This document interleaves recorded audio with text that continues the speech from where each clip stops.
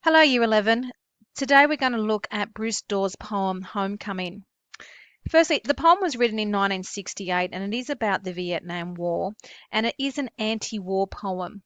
It echoes the poetry of the First World War, particularly that of Wilfred Owen, and some of the later poets. It is written in free verse. There's 25 lines of broken verse and free verse, which gives us an idea that there is no structure to it, and that becomes an important technique in showing us that for Dawe, the free verse is an effigy of the idea that the war itself is not structured.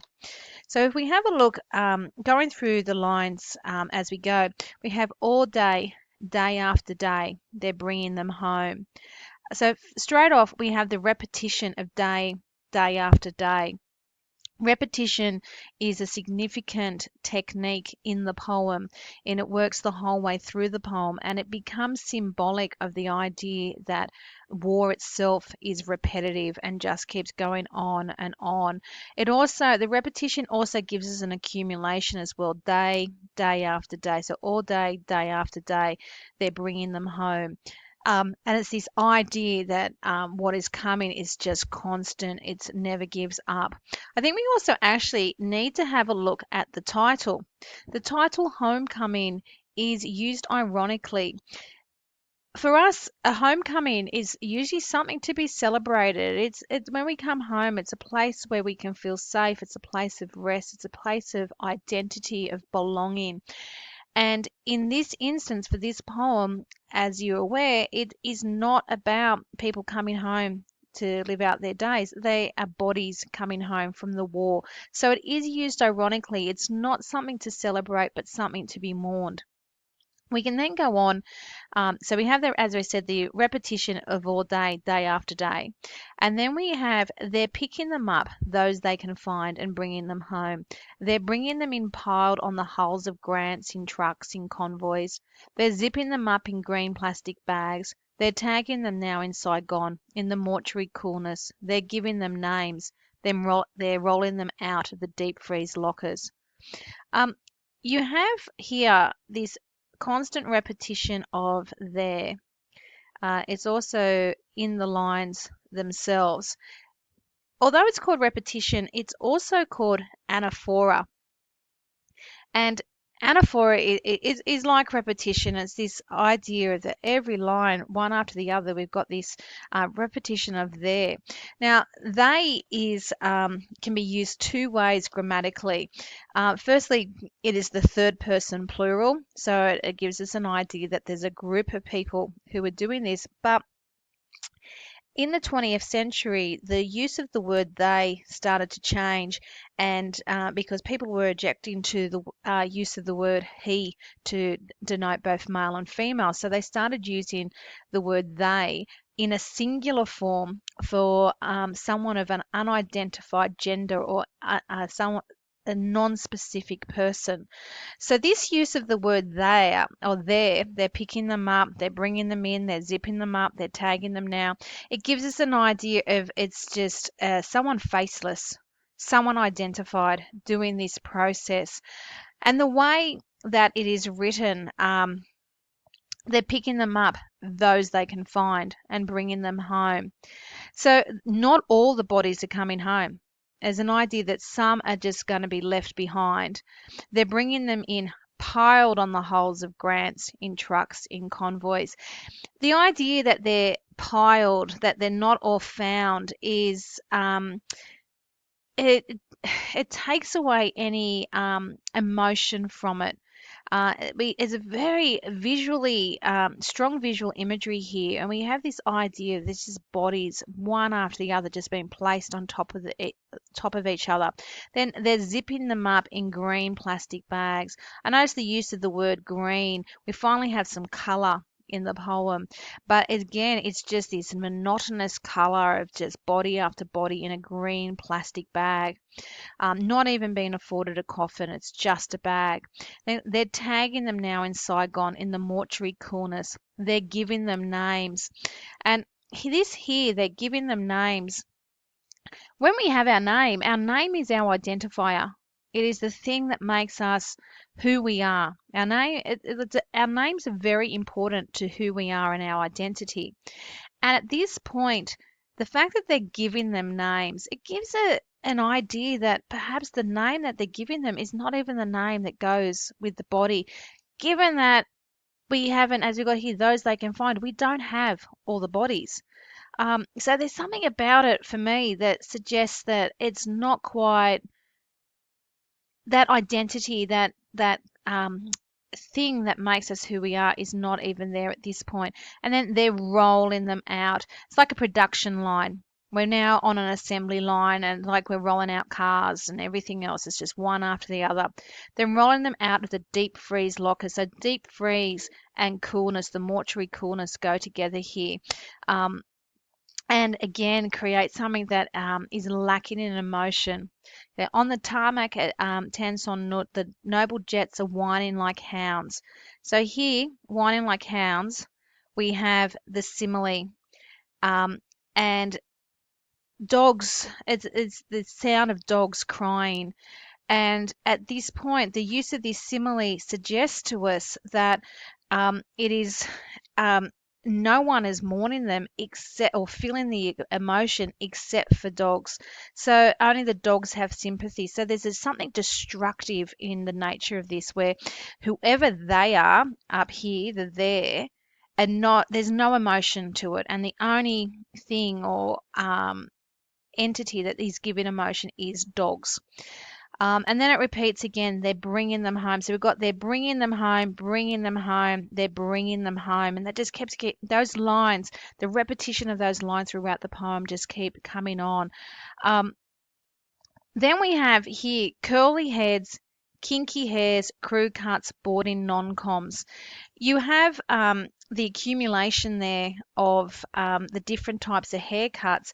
And again, by referencing them to their hair and only their hair, not even their faces, again, it's this idea of dehumanization. So, dehumanization is one of the main themes in this particular poem. Now, before we go into the second half of the poem, I think we should also look at the uses here of we've got the word rolling, bringing, whining. These are what's called present participle. And so, written in the present tense, it gives life to the poem and it gives vitality to the poem. So, the use of the present participle at this point is also ironically done because it's, they're not present anymore at this point. Okay, now if we go back now, we've got they're high now, high and higher. Again, we've got this accumulation as this plane is taking off with the bodies over the land, the steaming chow mein.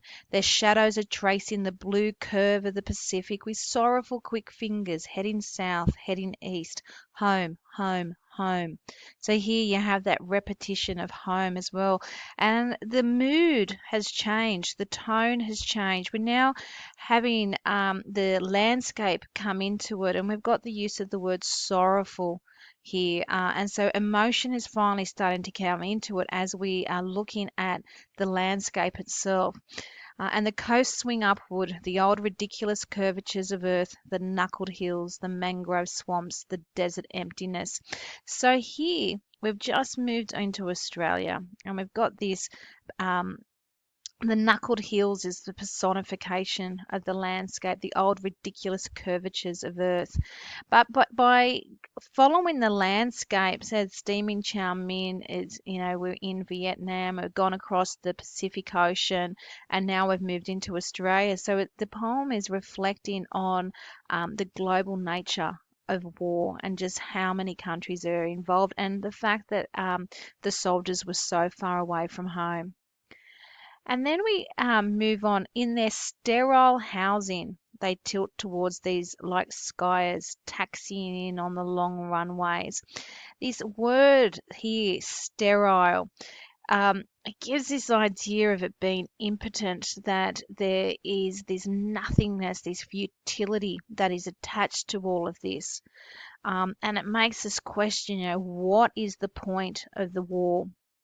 So taxiing in on the long runways, the howl of their homecoming rises surrounding them like their last moments. The mash, the splendor.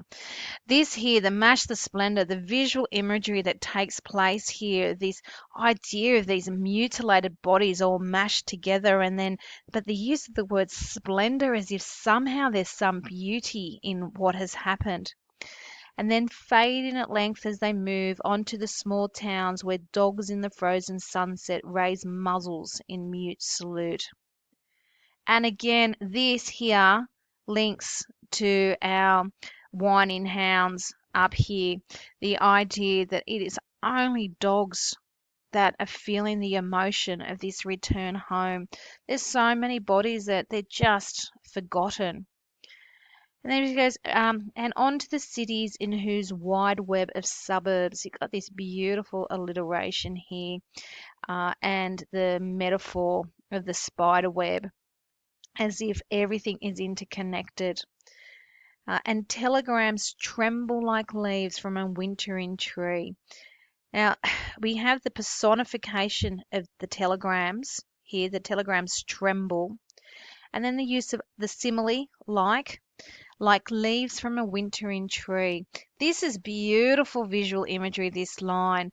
It gives us an idea that there's just so many of them.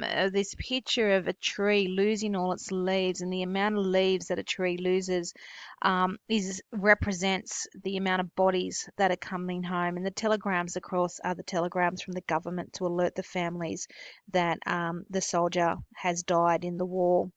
You also have the beautiful use of wintering. He uses winter, Dawe uses winter a lot in the poems that are set for study.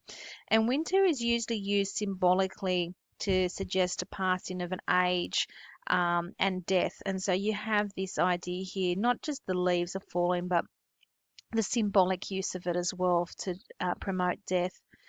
And the spider grief swings in his bitter geometry. So again, it's the spider that is feeling the emotion. There's this lack of humanity in the poem. And then you have these very sad and beautiful last lines. They're bringing them home now, too late, too early. What you have here is a paradox. It's the contrasting of two ideas. It's too late because they've waited till they died to bring them home. It's too early because they've died too young. And again, you have that repetition of as well of they're bringing them home. So they're bringing them home. They're bringing them home. It's constantly moving throughout the poem. And as I said earlier, this repetition becomes symbolic of a war being repetitive. The free verse is the lack of structure of a war where it's chaos, it's all chaos, and which is what results in that mash and the idea that not everybody is going to come home. And so you have these two major themes: dehumanization and also the futility of war. The idea that what is the meaning of it? What is the point of it? All that happens from it is just death, and there is no one there to grieve them, grieve for them. And so this is why it becomes an anti-war poem. And although it was written in 1968, contextually you could say that it foreshadows what was to come in later years. At this point in time, the protests had started about the Vietnam War. There were so many Australians who did not want our soldiers there.